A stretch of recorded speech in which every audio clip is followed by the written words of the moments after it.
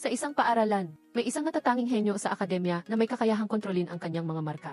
Sa perpektong paraan, habang ang iba pang mga kaklase ay palaging nagsisikap na makakuha ng perpektong marka. Ngunit siya ay sadyang gumagawa ng sagot para makakuha ng zero. Sa mata ng kanyang mga kaklase siya ang sikat na hari ng bagsak na marka. Hanggang isang araw nang ipahayag ng guro na pipili sila ng isang natatanging mag-aaral na kakatawan sa paaralan. Sa isang paligsahan ng talino, dahil sa kaakit-akit na premyo nagpasya si Choi Dan-po na huwag nang itago ang kanyang talento. Nang ibigay ng guro ang pagsusulit habang ang iba pang mga kaklase ay abala sa pagsagot. Pumili si Dan-po na magpahinga hanggang sa paalalahanan siya ng guro.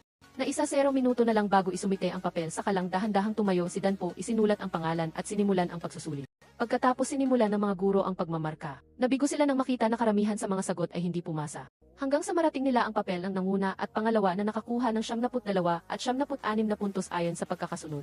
Ilang guro ang nagsabi na hindi na kailangang magpatuloy sa pagmamarka. Ngunit biglang naging seryoso ang guro sa klase kaya't nagmadali ang iba pang mga guro na tingnan. Isang pagsusulit ang nakakuha ng perpektong marka. Ngunit nang makita nila ang pangalan ng gumawa, hindi sila makapaniwala. Ito ay ang sikat na hari ng bagsak na marka sa buong paaralan. Mabilis na kumalat ang balita sa klase. Nang malaman ng mga kaklase na ang nanguna ay ang hari ng bagsak na gulat at nag-alinlangan silang lahat.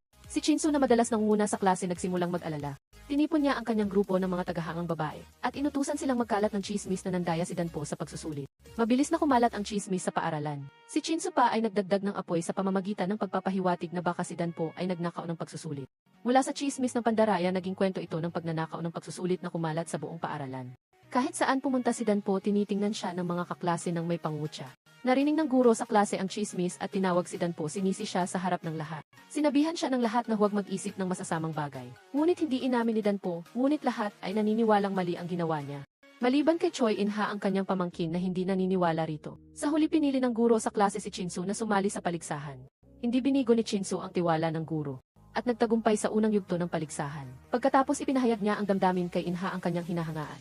Sumigaw ng saya ang buong klase, ngunit tumingin si In-ha sa upuan ni Dan-po at nagpasya na tulungan siyang linisin ang kanyang pangalan. Sa oras na ito hiniling ng guro sa klase na humingi ng paumanhin si Dan-po sa harap ng buong paaralan. Ngunit dahil walang mali ang ginawa niya, tumanggi si Dan-po.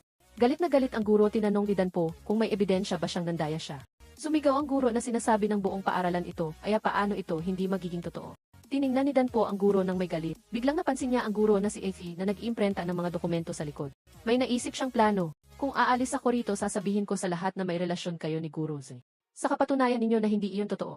Natakot si Guro Zay, naguluhan din ang guro sa klase. Tumayo si Dan-po, sinabi ng guro na hindi iyon totoo.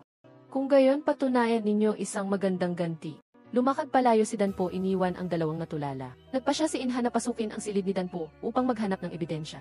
Sa wakas nakakita siya ng librong Ingles sa hanay ng mga comics. May tatak ito ng aklatan